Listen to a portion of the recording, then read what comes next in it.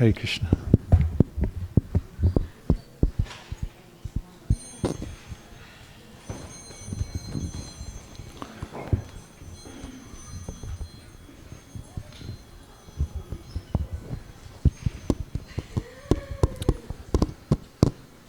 Please make yourself comfortable, and if you see a gap and you'd like to fill it, please feel free.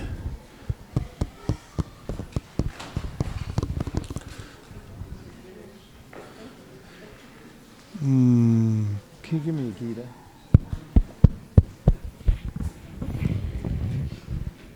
How is everyone today? You good? Okay.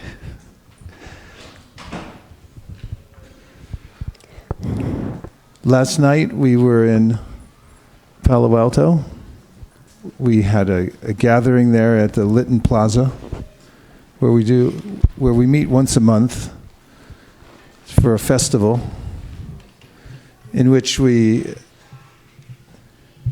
have some public chanting of the Hare Krishna Mahamantra, and we also have a table to distribute books and prasadam, and we have a special tent there where people can learn how to meditate.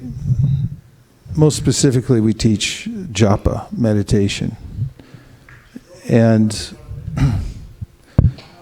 the morning of the festival, that was yesterday, we read in the Srimad Bhagavatam a purport by our founder Acharya, A.C. Bhaktivedanta Swami Prabhupada, in which he was suggesting that the best thing that one can do for not only oneself but for the world, for others in the world, is to distribute the transcendental sound vibration, very specifically the Hare Krishna Mahamantra.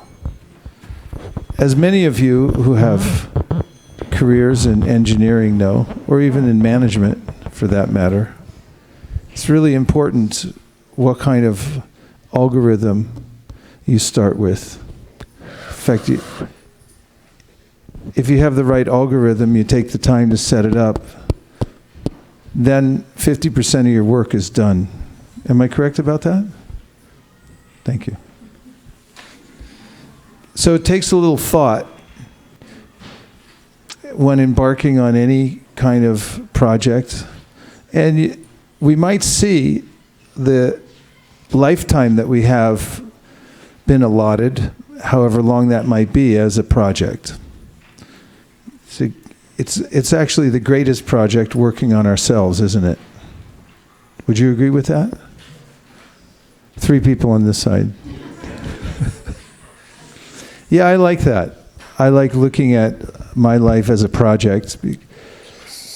There's a way in which the human life is especially full of possibilities, very optimistic in the sense that a human being is malleable, means can adjust.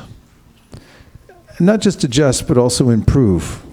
What would you say would be the elements for improving oneself? If you were going to name 2 or 3 elements that would be absolutely essential to bettering yourself materially, means physically, mentally, spiritually, what would you say the 3 common elements are? Sumati?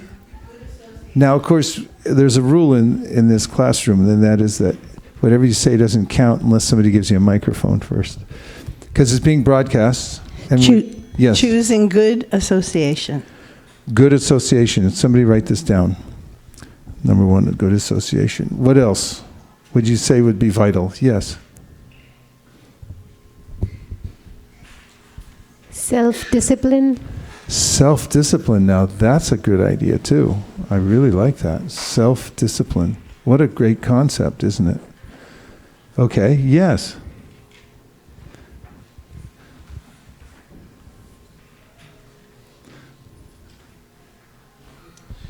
Listening something useful, something which can develop yourself. Would you call that knowledge? In what, knowledge, yeah. Knowledge is good. Yeah. Yeah. or information. In fact, the word information has an interesting context to it. It has the word form. When you say information, you say form, in form. So how do things assume a form in this world? This is what it means, actually, the word inform. How do they take shape? You hear first. You get knowledge. You're informed. And when you're informed, then you can create what you have internally. You can manifest it externally. Okay, we had 1, 2. 1, 2. Planning. Planning. Okay. We could start maybe a business school after we get all these down here. This is Hansapriya Mataji. He says mentors, cultivate a Mentors, cultivate mentors. Okay. I was going to say determination. Determination. That's also a good element. These are nice principles. In fact, throughout the Gita, Krishna mentions good qualities that he appreciates. He appreciates seeing them in us. That's interesting. And I always find when I read the Gita and I listen to those qualities, just listening to the qualities, even though I don't have any of them, it actually, it enriches me hearing about them. And it makes me feel as if I might someday have them, just hearing about the qualities themselves, something to aspire for. Let's hear the list. Mukharvind can read it off for us. He's our scribe.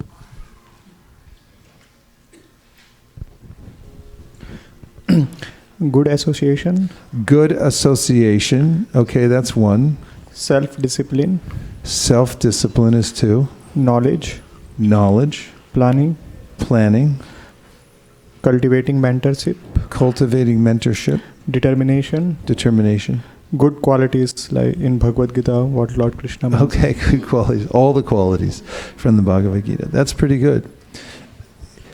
Prabhupada had simplified this list and in one talk had said that knowledge and practice together are the 2 most essential ingredients.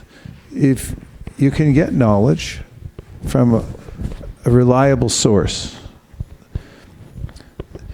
and you also understand how to apply it, and there's a system you can use to put that knowledge into practice, then as a human being, you really can improve yourself.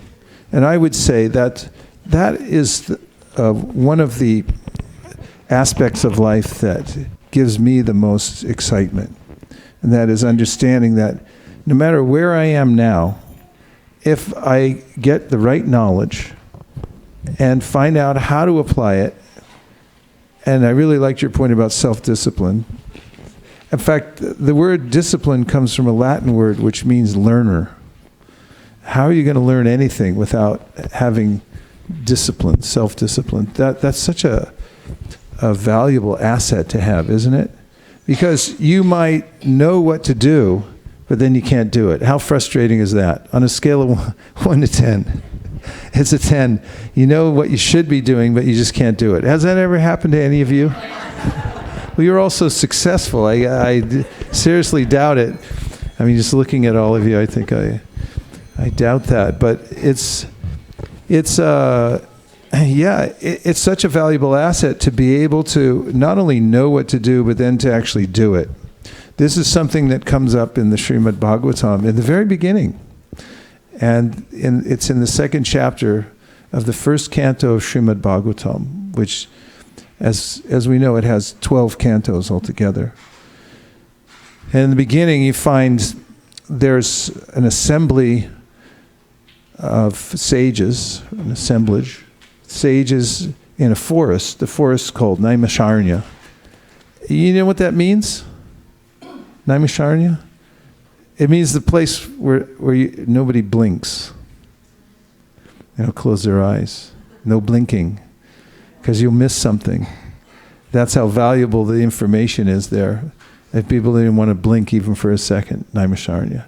Another interesting fact about Naimisharanya, it's said to be, if you conceive of the entire universe as is done in the Srimad Bhagavatam as a big wheel, then the center of that is in Naimisharanya.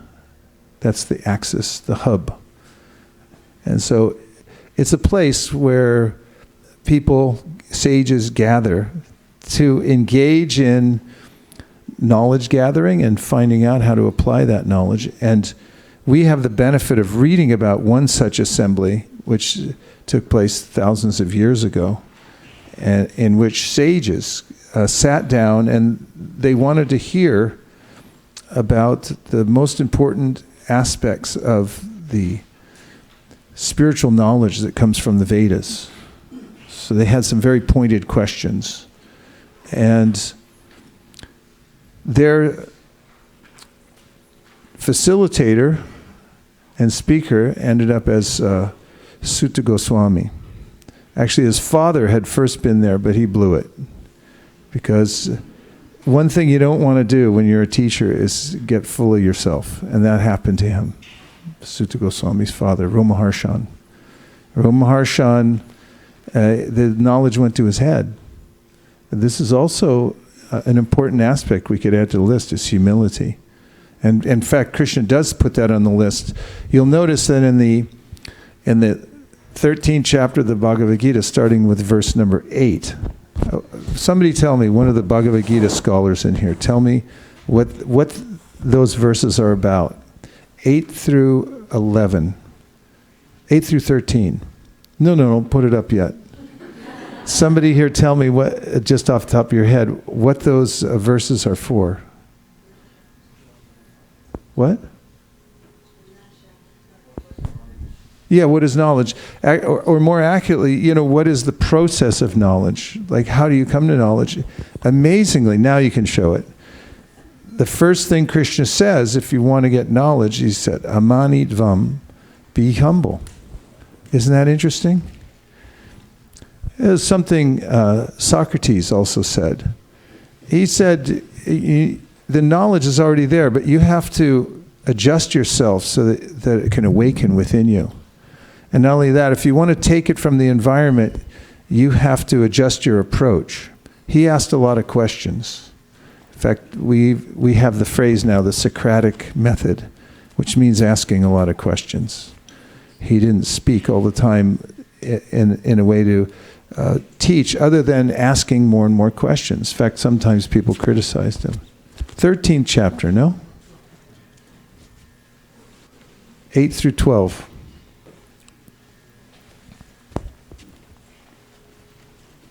So, Sutta Goswami, okay, next verse.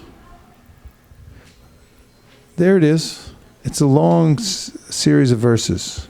This is what Krishna says is the path to knowledge. Shall we read it? Okay, the ones who didn't say yes, cover your ears. Okay, move it down. I want to see the English. Okay, here it is. Here's your list all the way down. Translation. Humility, pridelessness. Ramananda, what's going on? It's not on this side, it's just for my endurance. I don't know if you can.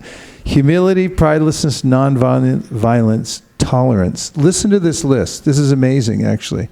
If you were going to make a diary entry, to start your day, there's a lot of things that you can put in there. Oh, go ahead. It'll be interesting. Humility, pridelessness, non-violence, tolerance, simplicity, approaching a bona fide spiritual. How's that for the beginning of a list of 20 items of how you actually get real knowledge? What do you think of that? It's awesome. Yeah, so you think about humility, and it's really almost the opposite of the idea of the scientific method that one way or another I'm going to pry the answer out of the world. I'll get a crowbar and I'll extract it from nature. We find, however, there are limitations to that. In fact, there's a phenomena that occurs in science, in all sciences, the hard and soft sciences, that when you approach a subject, the subject changes. Do you know about this?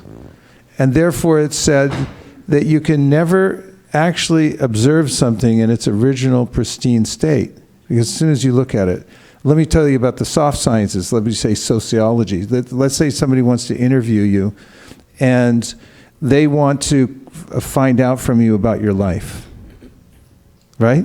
They're going to come over to your house and interview you. Now what are you going to do?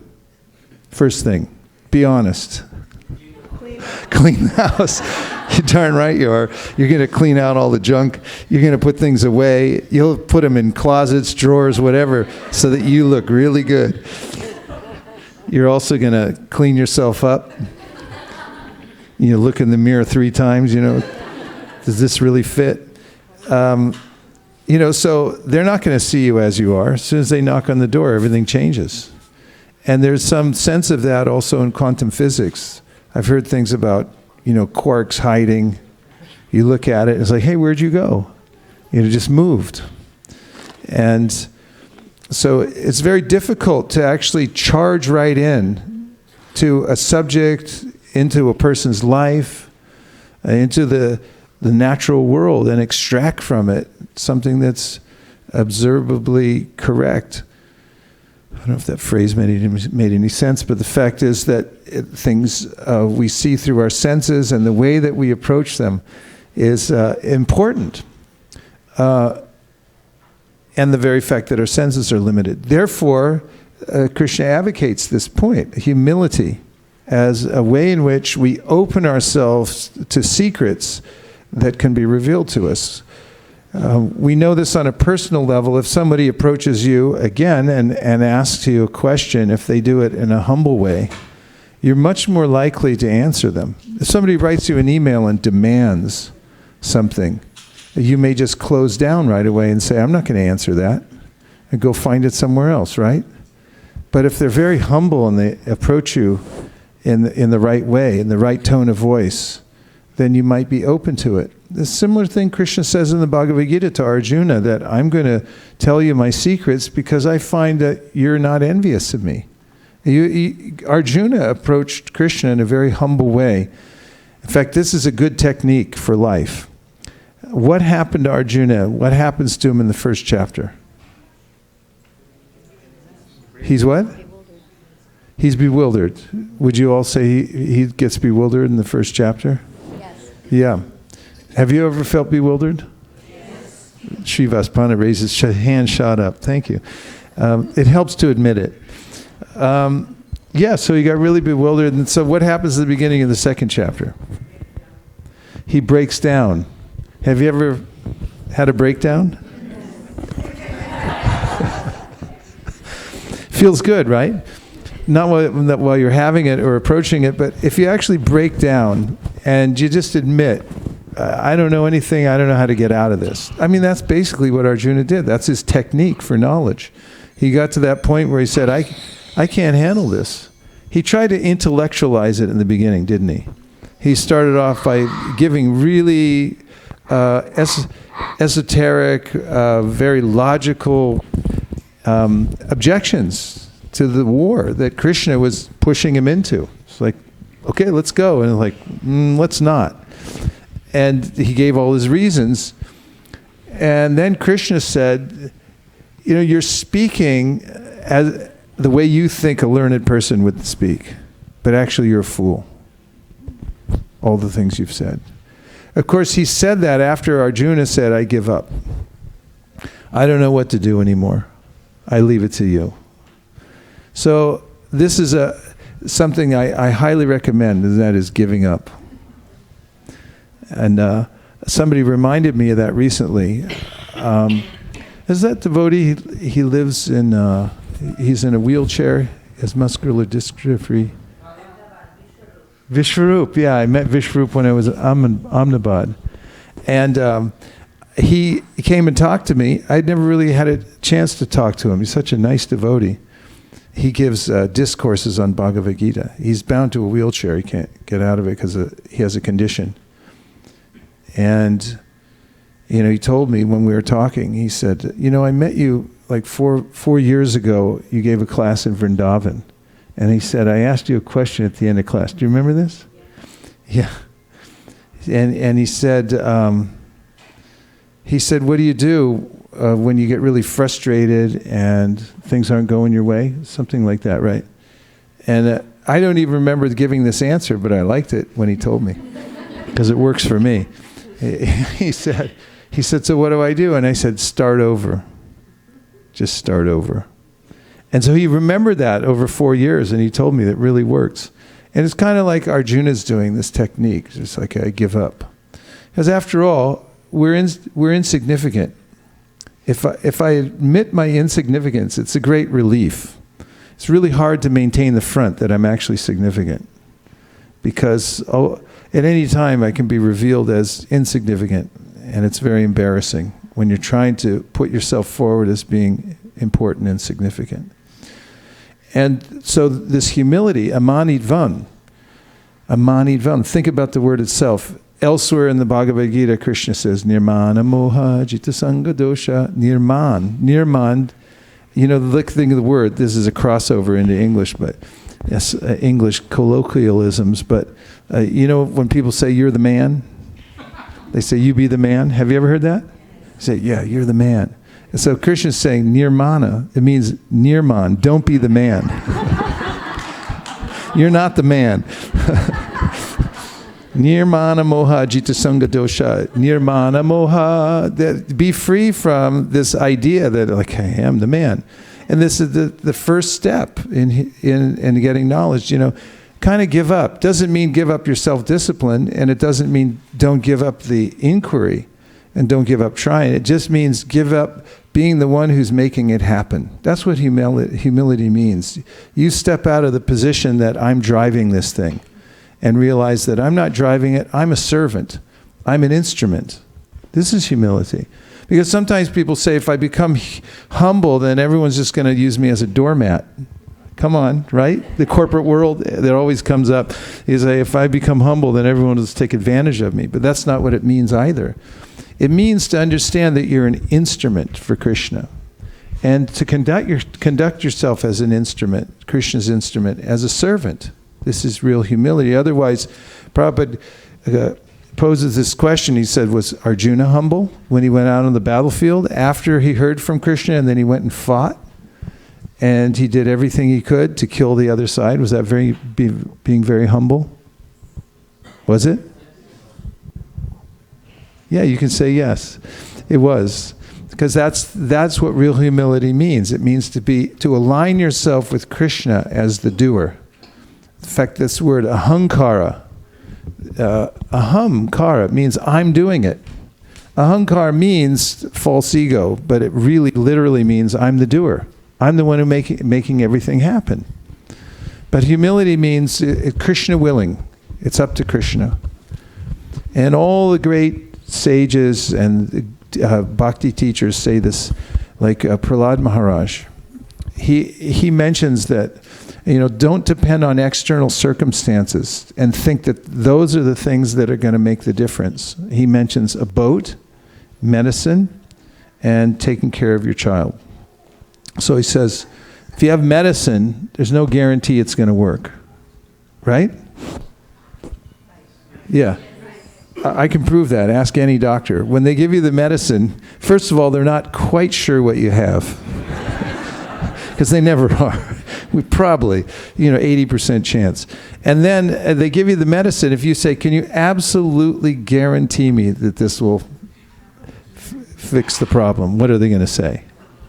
Say, I can't say that. I'll be sued because I can't guarantee it. In fact, when they give you an operation, and they put you under and they have to cut anything, they make you sign 7 times to say, like, please excuse us if we kill you, because we can't guarantee that we won't kill you.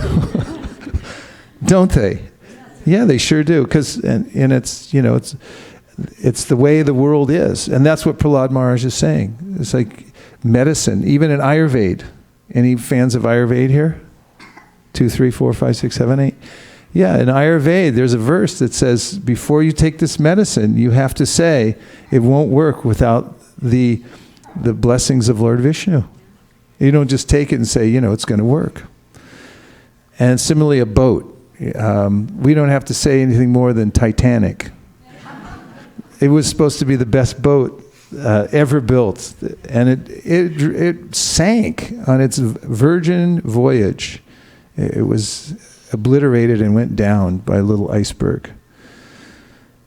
And of course, taking care of anyone. But he's here, Prahlad's saying, taking care of children, you do the best you can, but who knows, right? How do you know how they're going to turn out? You do what you can to take care of them in every way. So this humility is a really important part of getting knowledge. And Arjuna shows the example.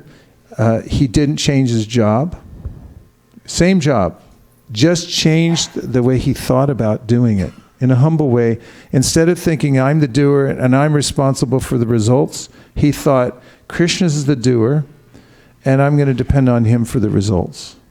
He didn't change his clothes, he didn't change his hair, didn't change his house, where he lived, only changed that feeling that he had, why he was doing the service. In fact, throughout the Gita, Krishna recommends this as the way to live in the world without being touched by it. There's a great art, he says, the art of yoga, means to live in the world without being touched by it. And it's an internal process. Externally, of course, you can try to stay clean as possible. This is recommended throughout the Gita. Be as clean as you can in your external environment, but internally, that's where we really catch on to the material world. It's through our desire and through our consciousness. So Krishna says, be like a lotus flower. The lotus flower can live in the water. In fact, it grows out of the mud at the bottom of the pond, but it's never actually touched by it, and it exists like that. And Krishna says, Brahmanyadaya karmani sangam tyakva karotiya lipyatena sapapena padma patram ivambasa. Padma patram ivambasa. He said, live like a lotus. Say, live like a lotus. We should put that on a hat. Live like a lotus. Yeah, live like the lotus. And what's the main feature that makes one impervious to the movements of the material world? That is the quality of sangam tyakva karotiya, lipite. So lipite means the kind of entanglement one gets by connecting oneself to the lower energy of the material world. I should say the lower energy that is the material world. As far as we're concerned as souls, the material world's all lower energy because we're in a higher category of energy altogether. When I say we, I mean we, the Atma, the soul, who are the observers of the body. We're traveling in this body for a finite amount of time. And while we're in the body, Krishna gives these instructions in the Gita, how to not become entangled in it and make things worse. Make things worse. Srila Prabhupada used to say, make the best use of a bad bargain. Now, so he says, Brahmanyadaya karmani sangam tyakva karotiya. So don't connect yourself to the result of your work. This takes humility. It means you may do all kinds of things. You may be a great singer. But where did your voice come from? It came from Krishna. And now you're singing. The power to sing can be taken away at any time. Julie Andrews, unfortunately, who's a great singer, she lost her voice. And, it's not guaranteed because Krishna, by arrangement, could take it away at any time. Whatever we do, we should consider I'm doing it by the grace of Krishna, and therefore I offer the result to him. And I offer the credit to him too. That seems easy enough, doesn't it? This is really the foundational aspect of service to God and bhakti. Is thinking in this way, that I'm actually not the doer. Krishna's the doer. I'm just the instrument. But it's fine to be the instrument because that's what we really are. And if we act in that capacity, then Krishna can really fill us up and give us more capacity to express his grace to the world and in our lives by being the instrument. We block a lot of that by demanding that we get credit for everything. That makes us complicit with the laws of material nature. But if you just swear it off, then you can do all kinds of things, but you don't get entangled. That's what Krishna is saying. Lipyate nasa papena. Papena, pap means? Sin. Yeah, that's kind of a Christian word, sin. But, it means really acting against our nature, going against the laws of nature, going against what's in our best interest. So lipyate means that you become besmirched. Do you know what that means? Shraddha, what does besmirch mean? Everyone say besmirch. You have to use it in a sentence sometime today. Let's hear.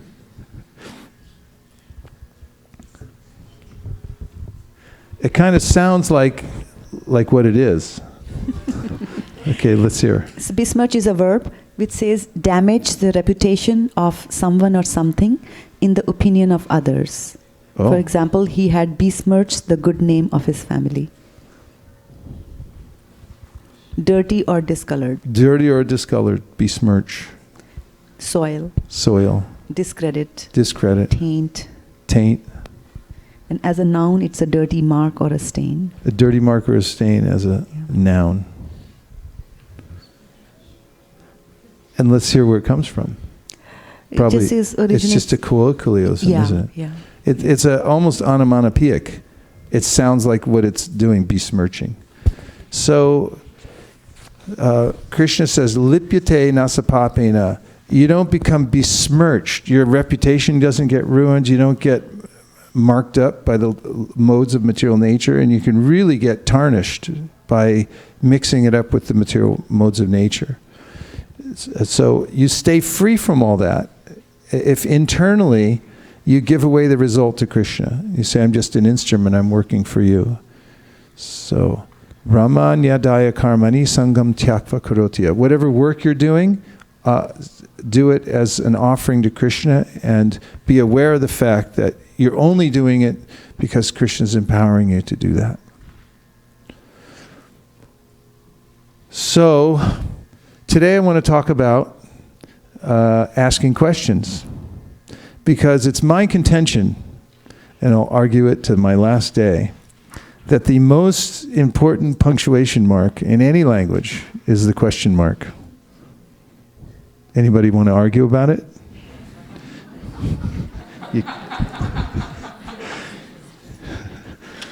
That's my first question. Questions are the answer.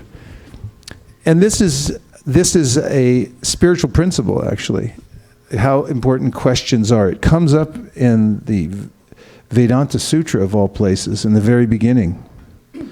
Vedanta Sutra begins how? You give a microphone to Srivas Pandit. Let's hear it right from the Pandit himself.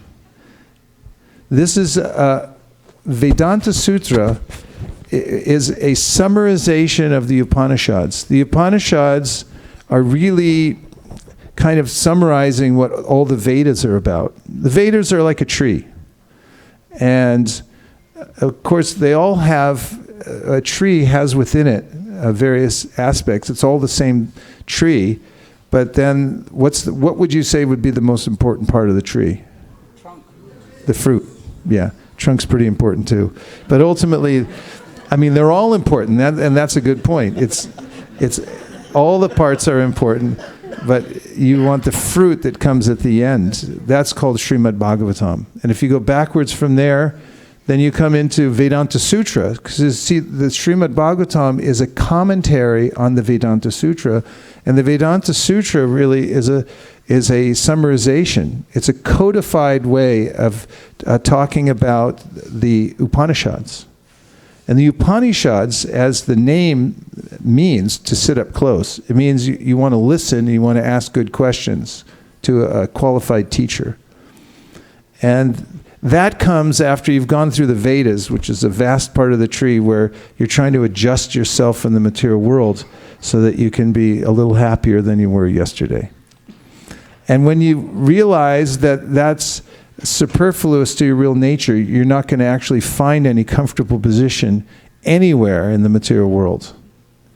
Then you come to the Upanishads. That's why you're sitting up close, because you say, now I want to hear the real solution. So then you get the Vedanta Sutra. Now the Vedanta Sutra starts off with this verse. Let's hear it from Srivas Pandit, Prabhu. It starts off with Athato Brahma Jigyasa. Now begin the inquiry into Brahman. Now begin the inquiry into Brahman. It's actually in order. And atato means therefore. And there's a lot in the sutras. The sutra's terse. It's a very compact phrase, and you're supposed to unpack it. And that's what all the acharyas do. They unpack the Vedanta sutras. In our sampradaya, Baladev Vidyabhushan unpacks it. We didn't, in our sampradaya, do it for many, many years, because it's considered from the Puranas that the Srimad Bhagavatam is already the natural commentary on the Vedanta Sutra. So why would we bother? But Baladev Vidyabhushan, for the honor of our sampradaya, did it brilliantly anyway for everybody. So atato means therefore, which indicates that because you've tried everything else and it didn't work, right? You've tried everything, it didn't work. So it's saying to you as a human being, like, you've been everywhere. You've been in the sky. How have you been in the sky? You've been as a bird. Yeah. And you've been at the bottom of the ocean. Yeah. And you've been in the mountains, and you've been in the caves. You've tried everything. You've eaten everything too. Narottam Das Thakur says that all these different species of life, basically they all have different tasting facilities, different kinds of tongue, and they just try all kinds of stuff. And you finally come to the conclusion, there's enough of this. There's nothing here. It's different combinations and permutations of the same thing. And so everything you've tried, it's all been done and more, and you weren't successful. And if you have that kind of feeling in your heart, that I've tried everything, I'm not successful, that's a good place to be, actually. That's one of the beginning points of spiritual life. In fact, we find Devahuti, one of the most famous saints of the Srimad Bhagavatam, who's the mother of Kapiladev. She starts off by telling him, I'm sick and tired of this. I really am tired of struggling with my senses. It's just so aggravating to be overwhelmed by the lower senses again and again and be led into that frustrating situation. But I keep doing it, but no more.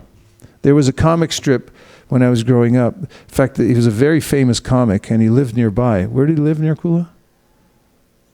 In Northern California. Charles Schultz. Santa Rosa. He's world famous. He wrote a comic strip called Peanuts. And it had a character who's still iconic. His name was Charlie Brown. Charlie Brown had a hard time of it in the world. And he was always getting the wrong end of the stick. And he had a friend, so-called friend, Lucy, in the neighborhood. And she always used to tempt him to kick a football.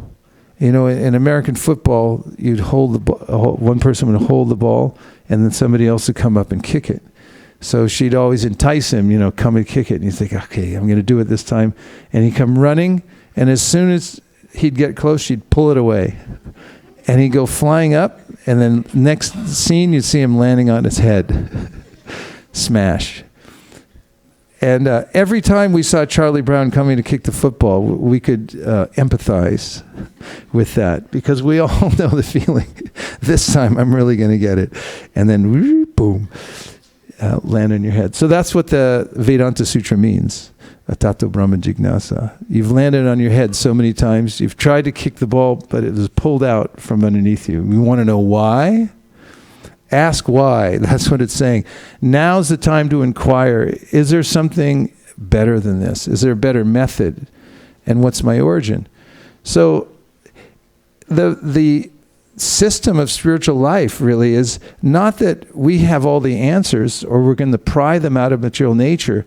But if you put yourself in the right position, the right frame of consciousness, you have the right attitude, and you ask the right question, then you'll get everything. That's how, in one sense, simple it is, the process of spiritual life. It's about asking the right question. A question is like a trigger. It's so powerful. It's like a nuclear weapon has a trigger that makes it a chain reaction start. That kind of, it's demonstrative. It gets out of control. So in a similar way, if we ask the right questions in our life, and we ask them in the right attitude, that's what starts a sequence of events that brings us to a higher level of consciousness, asking the proper question. So Tato Brahma Jignasa, that's the first question we're advised to ask. And the implication is you won't be disappointed. The answer is forthcoming, but the most amazing thing, the Srimad Bhagavatam brings this out, is that people don't ask it. They just think it's either beneath me to ask, or why bother, because I'll never know anyway, no one will ever know. But this is not what the Vedanta Sutra says. It says, no, ask. Just ask sincerely, and the answer is available. In fact, the Omkar, one great devotee once said, means it's the big yes. Everyone say Om. Om means yes, yes, yes. And yoga means plus. It means that you can get everything that you're looking for. It's all available to you and more than you could imagine. But you could only unlock that if you approach it, that is Brahman, with the right attitude, and you ask the right question. So who's the first person that we know of in the world who asked this question? How do you know that?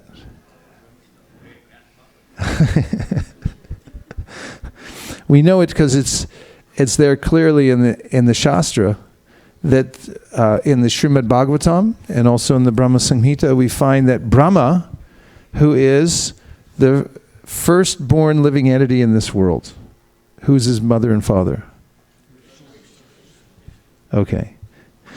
He comes out of the navel pit of Lord Vishnu, and he's born on the lotus stem. He doesn't know where he is, and he doesn't know who he is, so he begins to ask, where do I come from? And he's searching it out. And this is an interesting point also, that we have a natural inclination, humans, I'm speaking for the whole human race here, don't mind. We humans have a natural inclination to want to know where we came from. How else would you explain people flying into outer space? I mean, it doesn't actually make any sense, flying as far as they can in every direction into outer space to gather information, to kind of understand what's our origin. In fact, there have been expeditions to catch meteors because they can get a little bit of the substance from the meteor, and by studying it, they'll find where did we actually come from? Where are we from? This is the understanding. Why do I say it doesn't make sense? Because, I mean, there's plenty of other things you could spend money on right here at home, right? I mean, start with fixing the potholes on 101. Or BART, give me a break. I mean, blow that thing up. No, I mean, start over. Don't blow anything up. I mean, start over and build something decent. It's California, for heaven's sake. But the point is, it's not logical unless there's a natural urge to inquire, where am I from? What's my origin? To look here and there and find out, where did I come from? Digging holes, going deep into the earth, sending rods down there to find the core. How deep does it go? What's in there? This is a natural urge. You don't find animals doing that. Animals inquire, says the Srimad Bhagavatam, about 4 things only: eating, sleeping, mating, defending. Those are the 4 questions they ask. And if you see a dog digging a hole, I won't go further than that. But it's related to the body, one way or the other. It's not out of a sense of a tato brahma jignasa. What is Brahman? What is the highest? Where do I come from? What's my origin? Humans can do that, and that's amazing. And they have a natural urge to do that. Now, logically, every urge that we have, for instance, name a couple natural urges that we have. Wanting to eat, yes. It's Ekadashi. Thanks for bringing that up. And for those of you who are dry fasting, and some in the front row here, the urge to drink. We have an urge to drink, don't we? Yeah. Those things are there. If you have an urge to drink, have you ever noticed that there's water available? And if you have you have a natural urge to eat, it makes sense that there's food. There's things that you can eat, right? So when you have a natural urge to know where you came from, and if we named all the different urges, we'd see they have their counterparts. There's also a counterpart. It's a natural human urge to say, where do I come from? Who am I? What's the ultimate? What is the best thing? There's an answer, and this is what the Bhagavatam says. It's forthcoming if you ask it, you have the right attitude, and you ask the right question. What are the two things? Right attitude and right question, then you'll get everything. And the Vedic system, if there's a lifestyle, Vedic lifestyle, it's really about preparing your internal and external environment so that you can ask the question properly. Because if you're in the mode of rajas or passion, it's really hard to stop and ask good questions. I'll give you the quintessential example. A man's trying to cut down the tree. He has a saw that is dull, and therefore he's sawing back and forth, but it's not making any progress. So another person comes by and says, "Excuse me, sir, I know a little bit about this. Let me help you out here. You need to sharpen that saw." And the man sawing answers, "I don't have time." That's the mode of passion. It's defined there in the Bhagavad Gita that you go on doing things over and over again, you're not getting anywhere, but you don't have time to stop and ask the question of why I'm not getting anywhere. So you're not in the right attitude. You don't have the right internal settings to ask the right questions. So the idea of living in an ashram, living the first part of your life in a idyllic situation where you simply serve the guru. There's a gurukula. What's the idea behind that?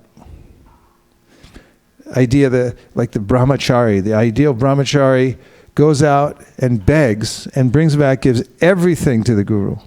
Then the guru doesn't call the brahmachari for lunch. What does the brahmachari do?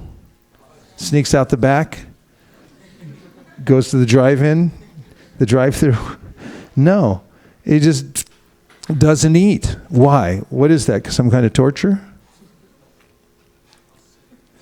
It's what? Why? Austerity for what reason? People do austerities all the time for no reason at all. What is the reason for performing such an austerity? Let's ask Srivas Pandit Prabhu.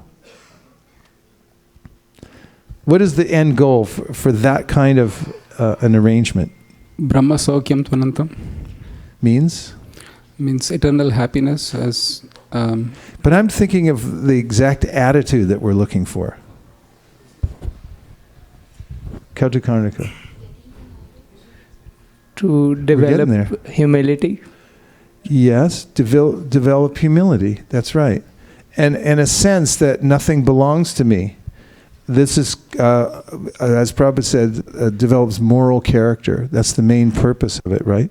Is to develop moral character. Everything you said was correct, everything, but I was going for a particular thing. Back to this idea of humility. If you develop that sense, then this is the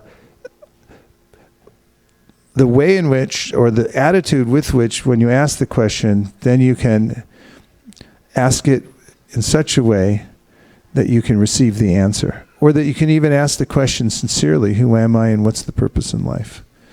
So this is astounding to me that the solution to all of life's problems is so close by, yet I can barely touch it. And therefore it requires amending myself, and therefore there are spiritual disciplines through which one amends one's attitude, one's consciousness, so that one can beseechingly ask the question. If you ask the question with deep sincerity, then the answer comes to you very quickly. So before I go into the next part, to take some lessons from those in the Srimad Bhagavatam and the Bhagavad Gita who've asked the best of questions. See what kind of questions these great souls have asked. We'll take some reflections. Reflection means anything you heard so far that's stuck in your mind that you can reflect back for the benefit of all. Are you ready? Mark, get set, go.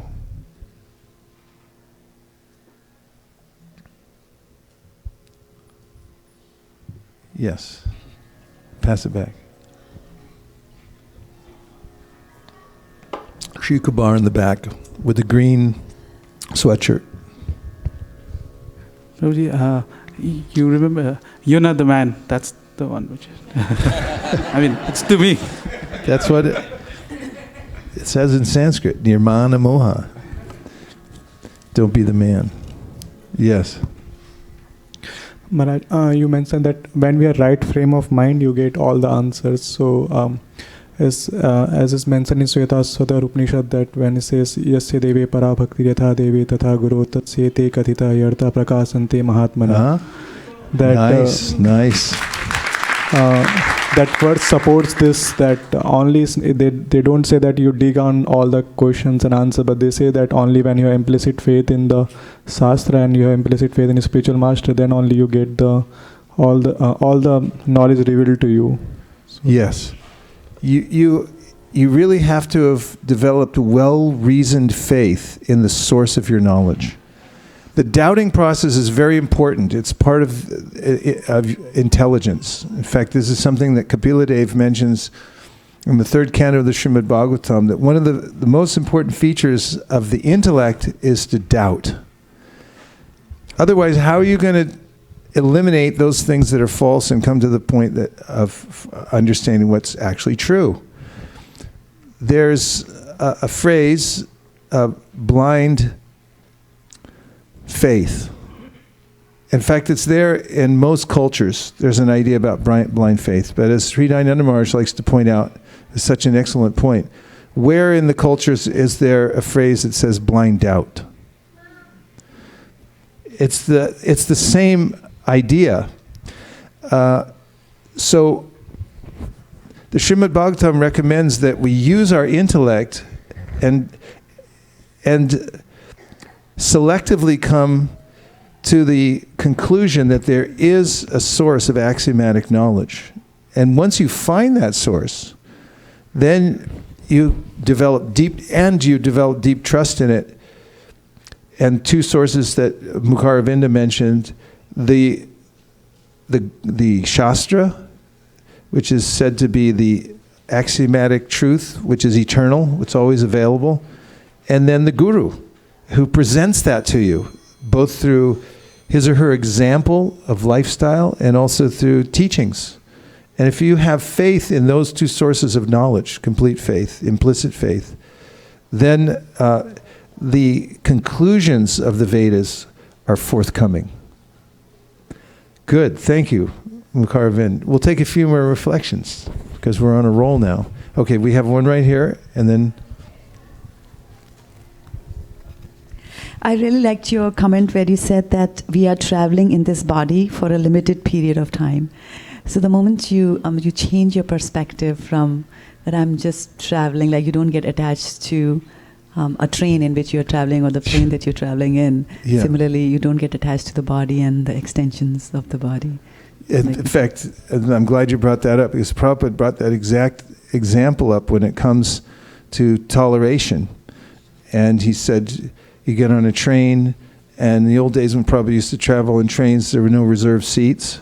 So you get in there, and then somebody, just unceremoniously takes the last seat. And there you are, nowhere for you to sit. So he said, you can make a big fuss, or you can think about it and say, I'm only on here for 2 hours. Why start a fight?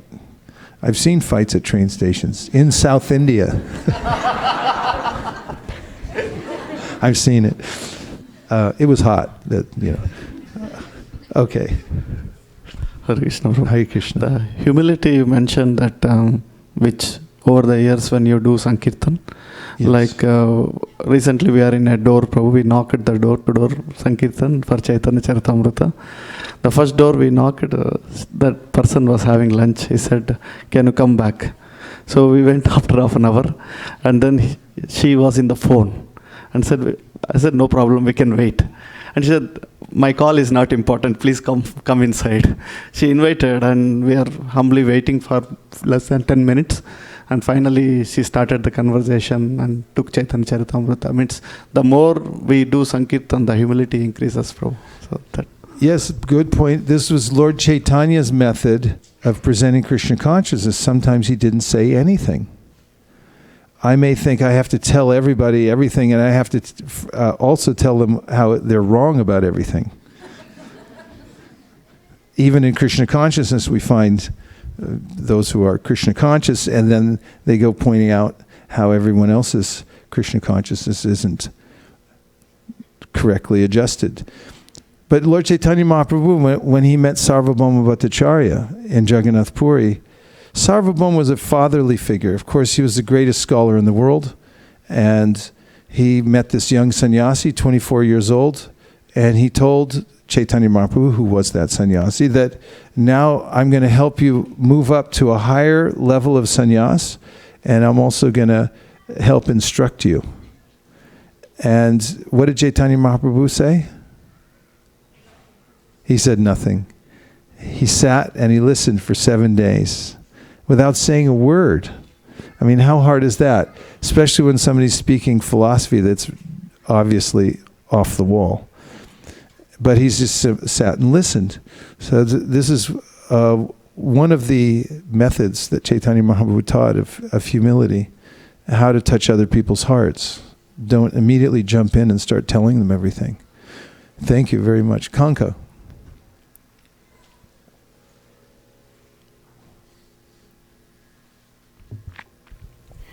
When you talked about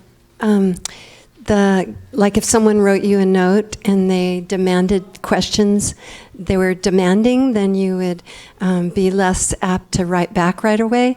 But if someone approached you, so similarly, I had an experience at our house where the person had studied at a seminar to be a priest, and comes all the time with challenging questions and not nice, and it's almost like you just don't want to answer, you don't want to talk, you just it's so frustrating.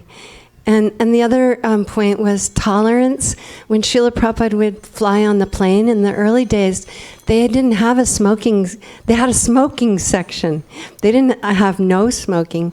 So the devotees would say, "I'm going to ask them not to smoke." And he would say no. He said, we have to learn how to be tolerant. Yes. Thank you very much.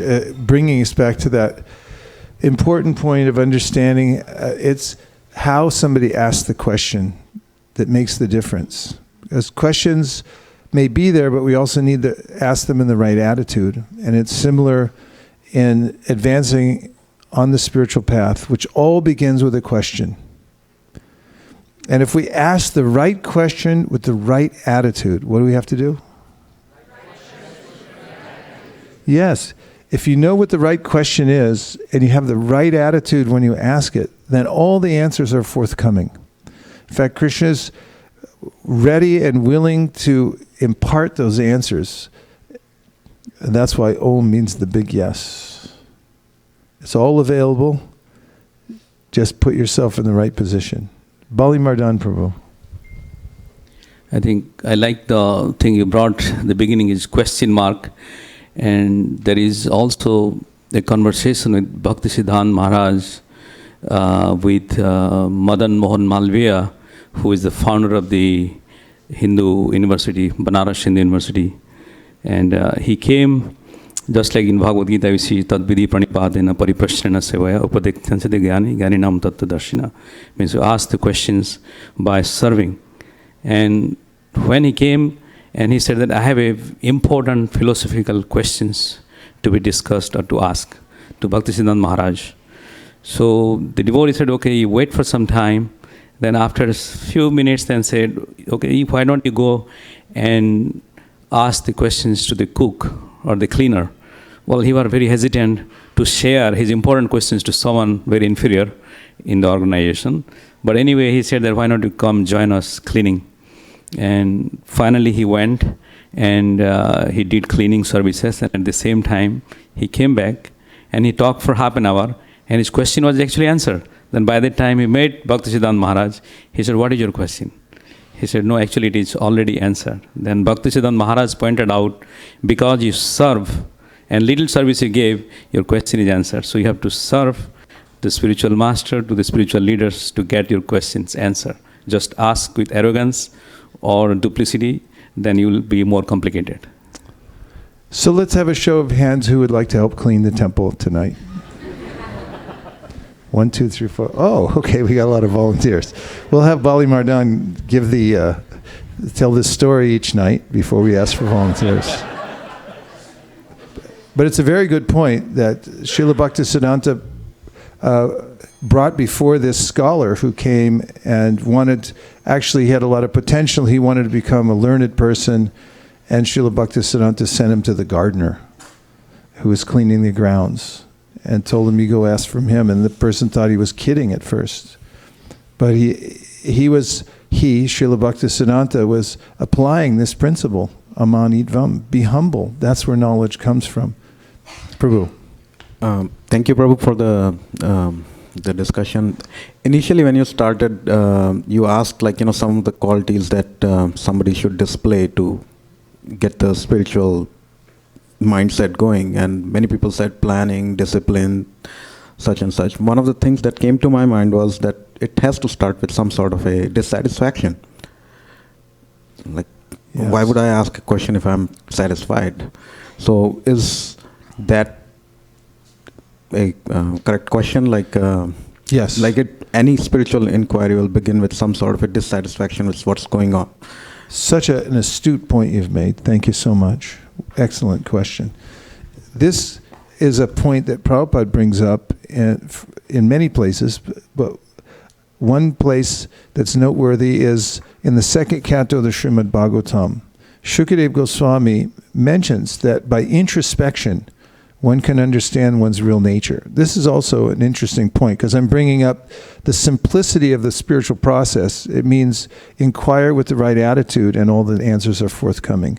So similarly, Shukadeva Goswami says, if you introspect, and Prabhupada goes on in the purport to say that even a common person who learns how to introspect, look within, can come to understand what he or she is, not the body. And he gives a process for introspection, which begins with noticing the fact that your body is made of material elements. Notice the fact that there's such a thing as mind stuff that's observable, and therefore it's not you because you're the one observing it.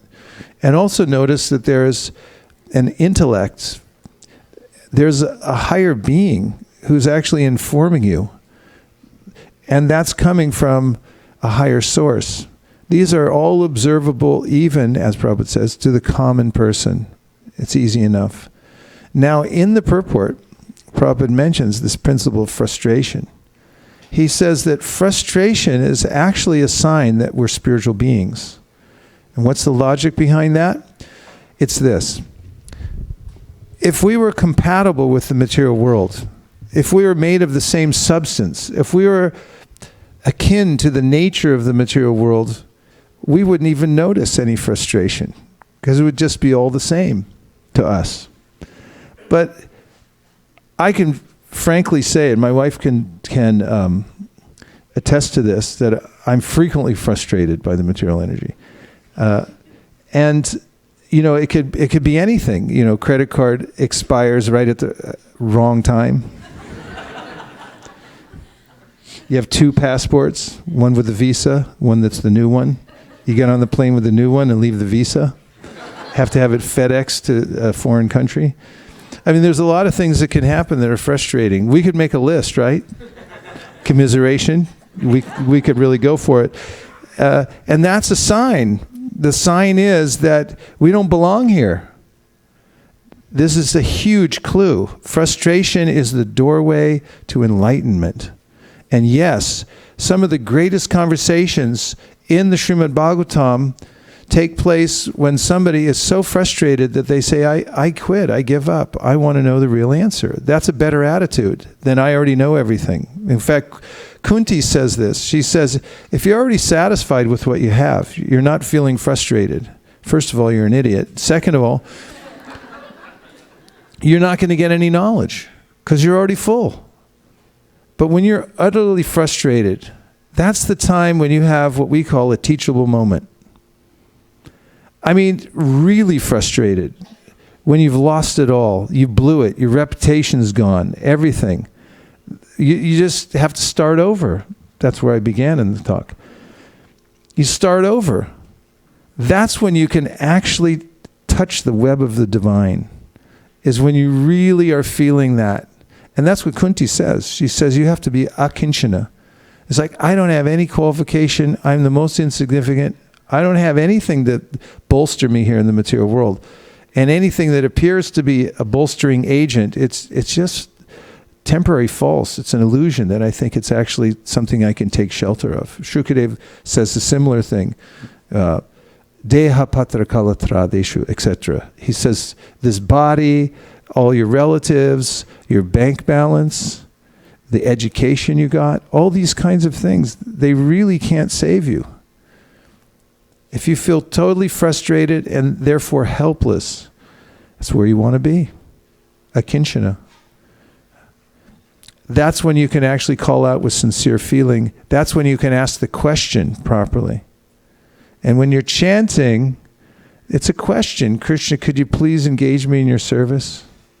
Could you please give me a clue how to actually be useful to you in any way? And if you ask the question sincerely enough, the vibration is totally different from when somebody's full of themselves. For instance, there are musicians that can do great kirtan.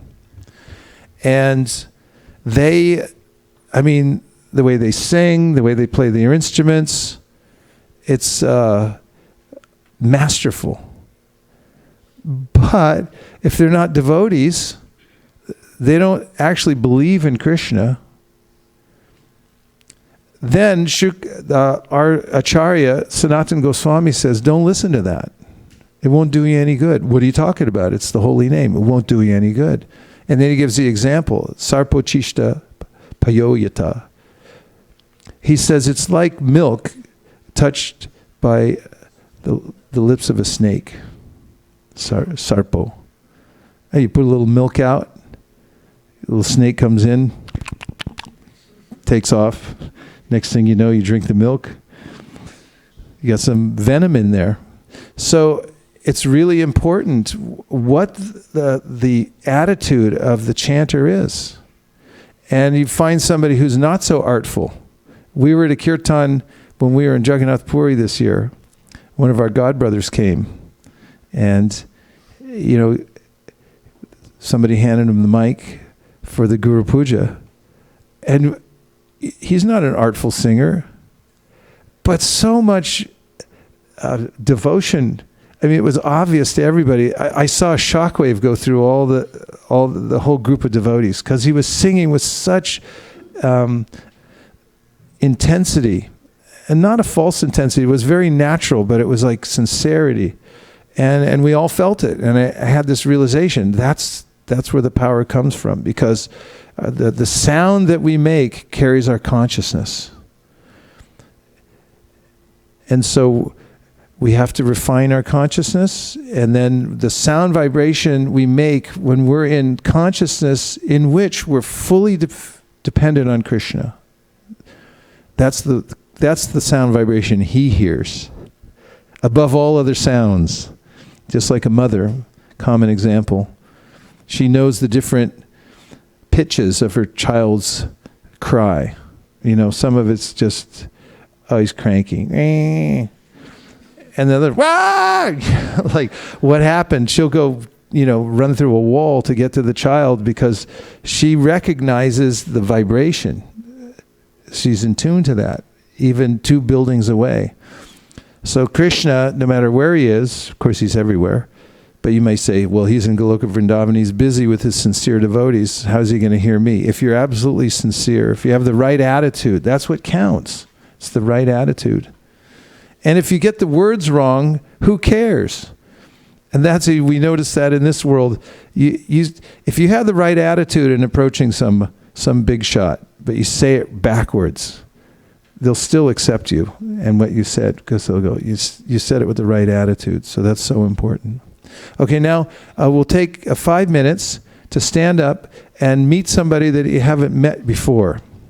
I know there's a challenge, come out of your comfort zone for a minute, but there are a few people in here, I guarantee, if you look at the different combinations and permutations that you haven't met before, and if I catch you talking to one of your friends, you're not getting prasadam tonight. So don't make me come in here. So stand up and meet somebody that you haven't met before and introduce yourself and ask them one question that will help them advance in spiritual life. Are you ready? Say yes. Yes. I'm not convinced. Say yes. Yes. Okay, go. I'll come back in 5 minutes.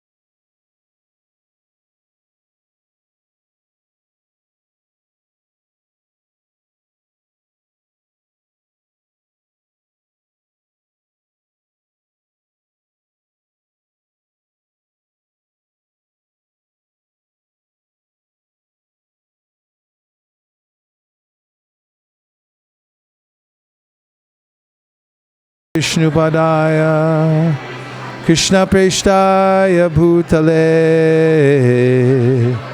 Srimate Bhaktivedanta Swami Niti Namine Om Vishnupadaya Krishna Preshtaya Bhutale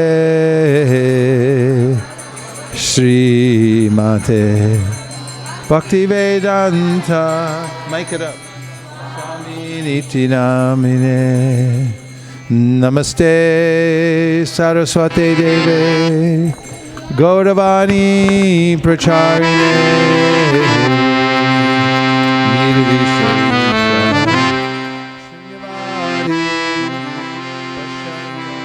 Nirvisharine Jaya Shri Krishna Chaitanya Prabhu Nityananda Shri Advaita Gadadhara Shivasari Gaura Bhaktavinda.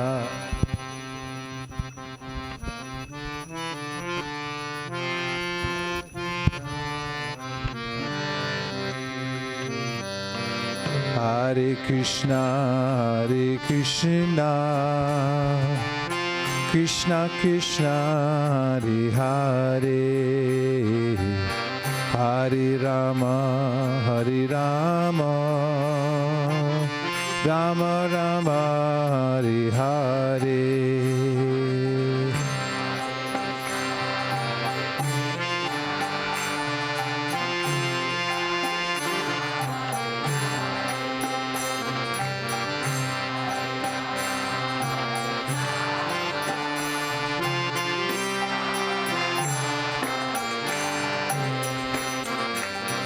Hare Krishna, Krishna Krishna, Hare Hare, Hare Rama, Rama Rama, Hare Hare.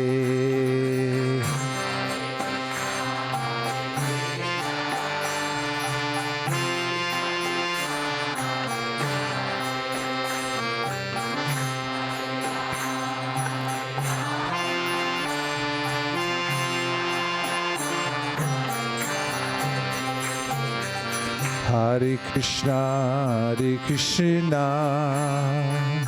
Krishna Krishna, Hare Hare, Hare Rama,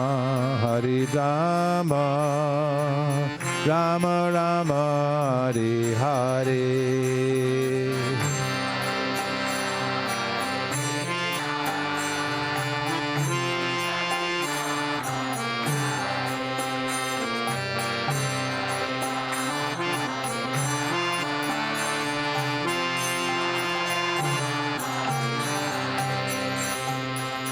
Hare Krishna, Krishna Krishna, Hare Hare, Hare Rama, Rama Rama, Hare Hare.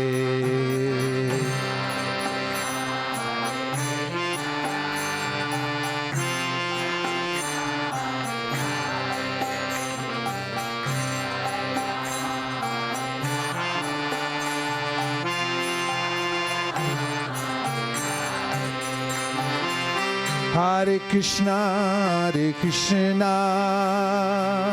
Krishna Krishna, Hare Hare, Hare Rama, Rama Rama, Hare Hare.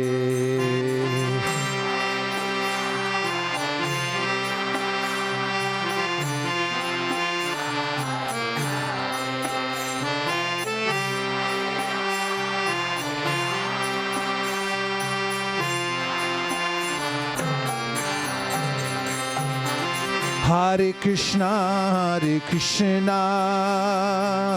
Krishna Krishna, Hare Hare, Hare Rama, Rama Rama Hare Hare.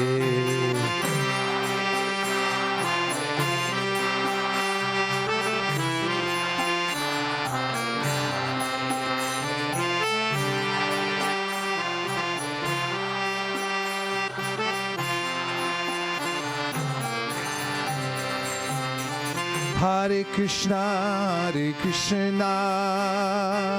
Krishna Krishna, Hare Hare, Hare Rama, Rama Rama, Hare Hare.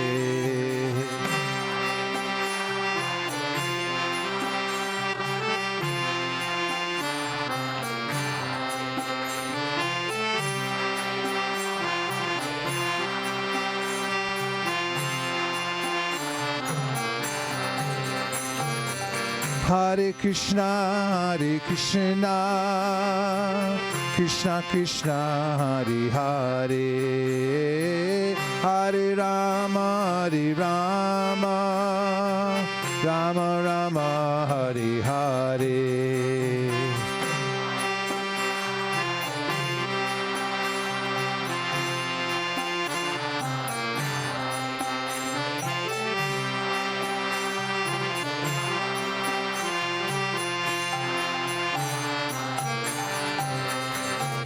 Hare Krishna, Krishna Krishna, Hare Hare, Hare Rama, Rama Rama, Hare Hare.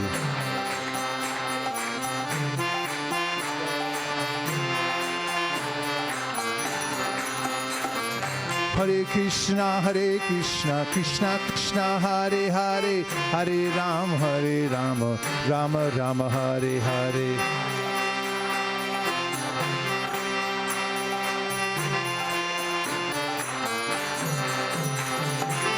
Hare Krishna, Krishna Krishna, Hare Hare, Hare Rama, Rama Rama, Hare Hare.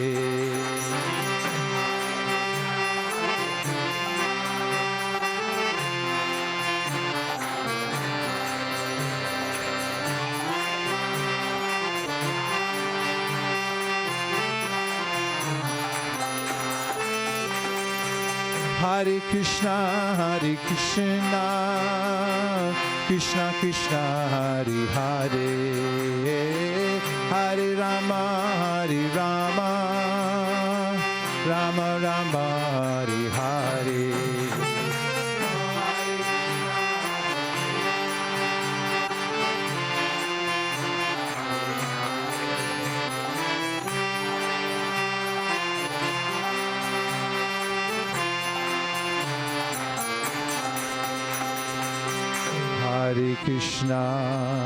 Hare Krishna, Krishna Krishna, Hare Hare, Hare Rama,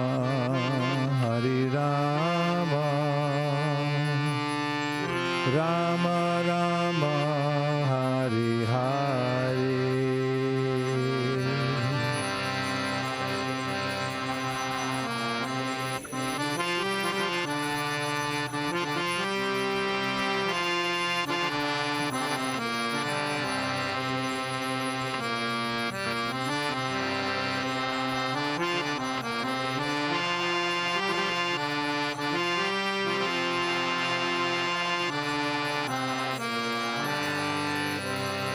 Kishori harmonium, for the kartal players, for the Hare Krishna singers, Gaur Premanande, Ditai Gaura Haribo, Haribo, Haribo, Kai Gaur Haribo.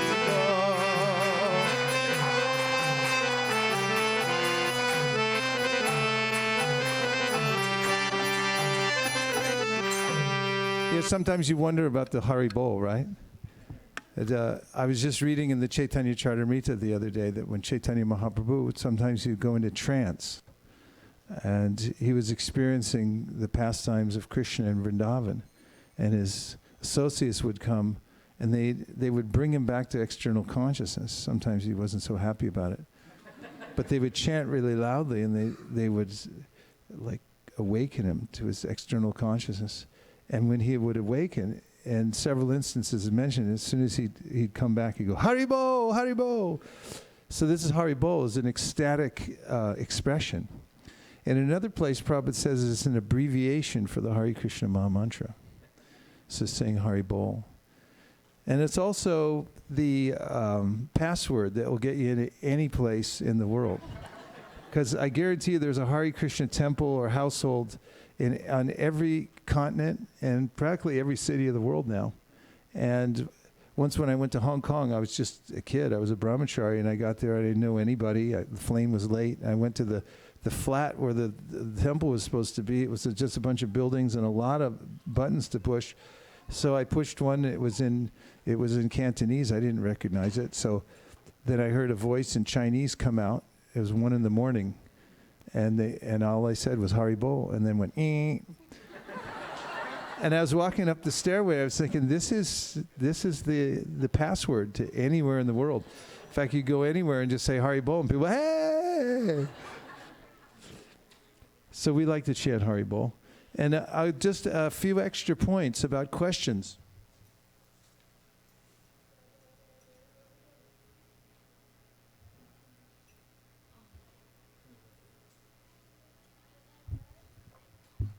Thank you. And that is, what are the 2 points we made? Right attitude, right question. That's the key to spiritual life. If you have the right attitude and you ask the right question, it'll start a chain reaction in your life that will be so amazing that you can't imagine how it's all happening, because it's coming from Krishna. Because that's what unlocks it, the right attitude. If you have an attitude of humility and you ask the right question, it's a code, it's an algorithm that Krishna responds to. And he responds in such ways that can only said to be amazing. So we started with Brahma. Brahma, you said, was the first, or I asked the question, who was the first in the universe to ask the question. And this is a very important point that he was asking, where do I come from? And Krishna gave him the means by which he could understand everything. What did he say? Tapa? Yeah, do some devotional service. Tapa, do some austerity. And then Krishna revealed everything to him because of his question and because of his service. And then there was Vyasadeva. What question did Vyasadeva ask that any of us on a bad day could ask? Why am I feeling morose? Why do I feel unfulfilled? You were talking about Vyasadeva. He's an incarnation of the Lord, a literary incarnation, the literary incarnation. And he asks in the first canto of the Srimad Bhagavatam to his guru, in a very humble way, he says, only you can help me. Please tell me, why am I not feeling fulfilled? I'm doing all my services as best I can. And Narada gave him an answer. If you were going to say it in just a few words, one sentence with a period at the end, what would you say his answer would be? To this question, why am I feeling unfulfilled? He said, anything you desire to describe that is separate in vision from the Lord will disturb your mind the way a boat on water is disturbed by the wind. And this is the essence of what he said. He said, you're not listening to the right kind of vibrations, and you're not projecting them also. You should talk more about Krishna. Everyone okay? Okay. 2 questions Arjuna asked that are invaluable. One was, what are the symptoms of a self-realized person? Aren't you glad he asked that question? Otherwise, we might think that to be self-realized means you have to have, what? A robe and a long beard or something like that. Prabhupada says in one place, it doesn't mean that you have big hair and that you have 4 arms or something like that. But Krishna answered this question: what is the actual symptom, and what is one of the first things that's mentioned, that Krishna mentions, is a symptom of a self-realized person? I couldn't hear what you said, but I'll just take it as Prajahati yada kaman sarvan parta manogatan atman yeva atmana tushta stitta pragnas tadochite. He said a person who can withdraw the senses from the desires that are manufactured by the mind, who no longer buys into the factory-produced desires that come from the mind. He says those are being produced on a conveyor belt. They're coming out one after another, and he's divorced himself from that conveyor belt and all the products on it. Just said they're not from me. Hare Krishna. And so that was one of the first things. But he goes on to explain what is the symptom of a self-realized person. And he also asked Krishna in the 11th chapter of the Bhagavatam, who are you? You remember when Krishna shows his universal form to Arjuna, he says, who are you? What does Krishna answer? Time I am, the destroyer of all the worlds. So Krishna reveals himself as time, the time factor. Then we have Devahuti. I mentioned her earlier, but she asked a very important question that I think is a frequently asked question for those who take to spiritual life and feel like they're not making any advancement. Anyone? Okay. 3 people. Everyone else, cover your ears. She said, is it possible to come out of the bodily conception of life? She said, I've been in this so long, it seems impossible. Huh?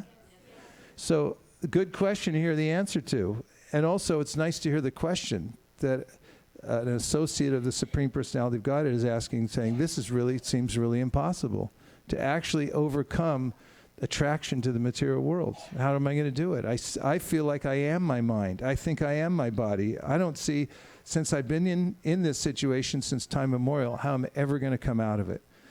And Kapila Dev gives the answer. It's kind of simple. Should I say what it is? Yes. But it's too simple. Should I make it more complicated? No. Just say it the simple way? Yes. He said you should hear for a long time. For a long time. And be absorbed in your service. Be in service and keep hearing. And he said hearing over a long period of time will dissolve the material conception of life. The way the food within the stomach is dissolved by the stomach acids, and it's distributed to all parts of the body. It will go on by the power of that hearing, the right vibration. Glad she asked the question, aren't you? See how important questions are? Okay. And then finally, Rupa Goswami, was it Rupa or Sanatan who asked? Sanatan Goswami asked Chaitanya Mahaprabhu, what did he ask? Who am I and why am I suffering? And Chaitanya Mahaprabhu went on, wouldn't you like to know the answer to the question, why I'm suffering? Would everyone in the world like to know? Is there one single cause to all the suffering in the world? Yes. Say yes. Yes. Feel free. The answer is yes. And wouldn't we like to know the answer? Aren't we glad that someone was humble enough to ask that question? And someone that was so exalted they had the right attitude when they asked it? And Mahaprabhu gave the answer. He said, because you're engaging in activities that are not connected to the Supreme Personality of Godhead, you've forgotten that selfless service is the key to happiness in life. You're trying to serve yourself. And therefore, you're committing, you're engaged in a travesty that has reactions in this world. And it's those reactions that cause you the suffering. But when you take the devotional service, aprarabdha, he quotes this verse, Chaitanya Mahaprabhu, aprarabdha palam papam kutam bicham palon mukam krame naiva priliyante vishnu bhakti ratatmanan. He says that all of the reactions, this is called karma, it comes in many different forms, subtle, midway, fully manifest, just like in gardening. There's all these seeds and weeds and a cycle that goes on. It's very complicated. And it's very hard to stop once it starts, to eradicate it. said, but by Vishnu Bhakti, if you engage in service to Krishna, then you uproot all the karma, all the suffering goes away. And when you just start devotional service with the intention of serving Krishna, you come out of distress because you've cut the source of suffering at the root. And the cause of suffering is sin or papa. And that can be eradicated by pure devotional service. Even following a pure devotee can eradicate that. So we've made the point today that if you ask the right question with the right attitude, and you go on asking it, you'll feel satisfaction and the answers will be forthcoming. And this is the natural way that the Brahma Sutra, or known as the Vedanta Sutra, recommends that we start our spiritual life and we continue our spiritual life. Keep asking the right question. And don't ask stupid questions. We give $100 for any stupid question, by the way. But I have to see if I have a $100 bill here. You ask questions. If you ask questions, for instance, if you ask, somebody give me a stupid question. I don't have $100 right now, but it's in my bag. A question that doesn't help you in spiritual life. Have you seen Indra? Somebody asked Prabhupada that. He said, why'd you ask that question? What difference does it make to you if I've seen Indra or not? Or you could say, you could ask a lot of questions about the worldly questions. Of course, not that we become impractical and we stop asking practical questions, like, does the what? Does the physical wall protect the nation? I don't know what that means. I have no idea what that means. But there are a lot of questions like that and related to intractable situations or things that really don't matter in life. And if we keep asking them, the Bhagavatam says, you're no better than a bird. A bird wakes up in the morning and it asks a lot of questions. And the basic question he's asking is what? Where's the worm? So don't ask where the worm is, because you'll get it. And that's the way material nature works. If you want a better quality of life, ask a better quality of question. And if you ask the very best question in life and you keep asking it and you develop the right attitude, everything will come to you. And that's the essence of spiritual life. And it doesn't matter what tradition you come from. It doesn't matter what culture you come from. It's universal principle that God's in everyone's heart. And he's waiting for us to ask the right question. And as soon as you ask it, and you have the right attitude, he begins pouring in the answers as fast as you can take them. And that's the excitement of real life as a human being. And there is no other excitement. The rest of it is all wrong questions, wrong answers, and frustration. Hare Krishna. Thank you. We're coming up to Gaur Purnima on Wednesday night. That is the appearance of Sri Chaitanya Mahaprabhu, who is the most recent incarnation of Krishna, who appeared 500 years ago. He came to spread love of God all over the world. And anyone who celebrates his appearance day, especially at a temple where he's standing like this, will get an invaluable benediction that such a person will feel. You'll take it home with you. So come celebrate with us. We'll start here next Wednesday at 4:30 a.m. in the morning if you want to come for Mangal Artik. And they will go through the morning. In the afternoon, there'll be kirtans. And then the evening, we'll start up at 5 o'clock. And we'll have kirtans. We'll have an abhishekam, almost as big as the one you saw in Mayapur recently.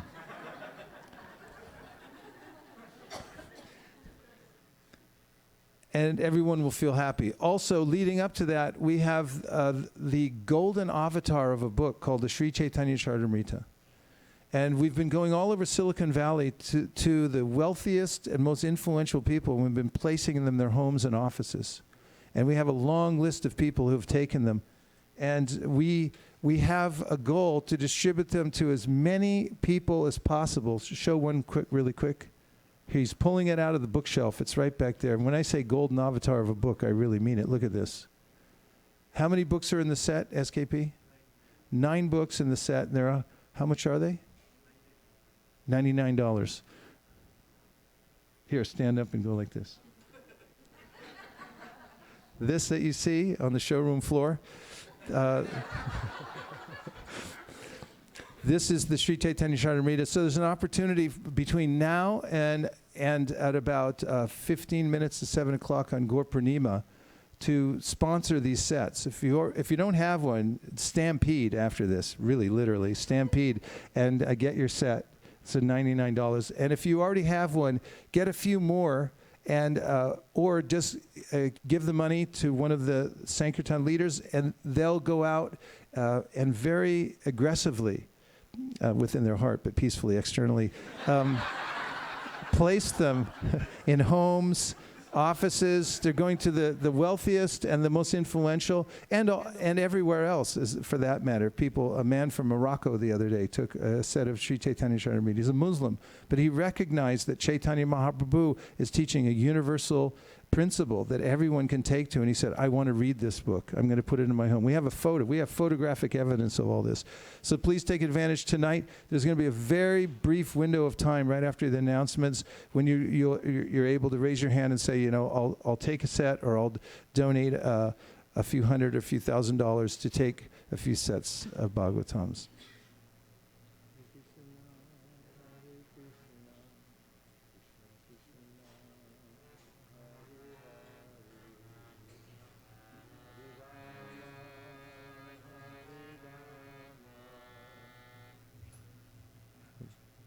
Rama. Hare Krishna, Hare Krishna, Krishna Krishna, Hare Hare, Hare Rama, Hare Rama, Rama Rama, Hare Hare. Hare Krishna, Krishna Krishna, Hare Hare, Rama, Hare Rama, Rama Rama, Hare Hare. Hare Krishna, Hare Krishna, Krishna Krishna, Hare Hare, Hare Rama, Hare Rama, Rama Rama, Hare Hare.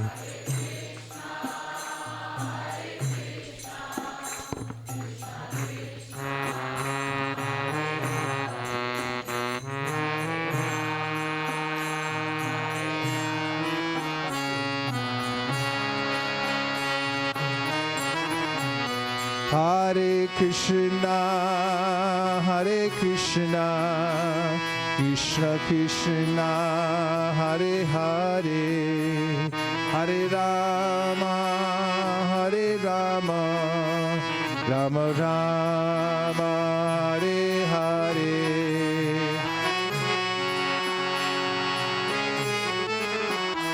Krishna Krishna.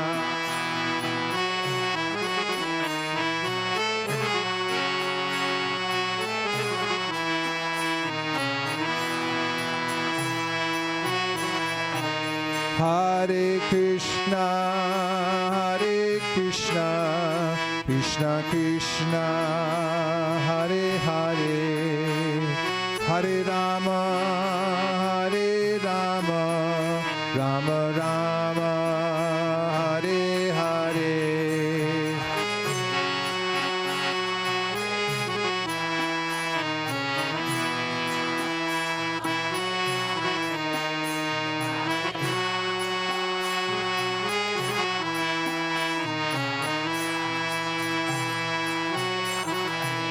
Hare Krishna, Hare Krishna, Krishna Krishna, Hare Hare, Hare Rama, Hare Rama, Rama Rama, Hare Hare. Krishna, Hare Krishna.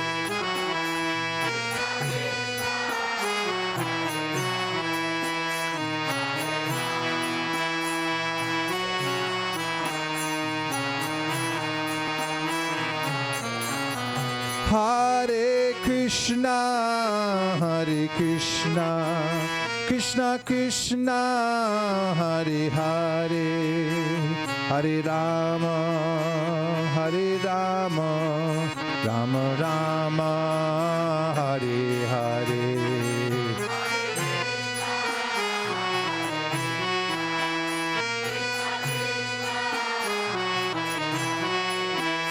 Hare Rama, Hare Rama, Rama Rama, Hare Hare.